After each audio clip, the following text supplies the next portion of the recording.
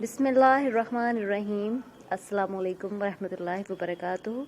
आज हम पढ़ेंगे उर्दू ग्रामर में इसम की इकसाम। इसम की दो इकसाम है, इसम मारफा और इसम नकरा। इसम मारफा हम आमतौर पर अमूमन इस्तेमाल करते हैं किसी ख़ास शख्स, चीज़ या जगह के नाम को इसम मारफा कहते हैं। इसम नकरा किसी आम शख्स या चीज़ के नाम को इसम नकरा कहते हैं। इनकी मिसालें हैं, कराची एक शहर है,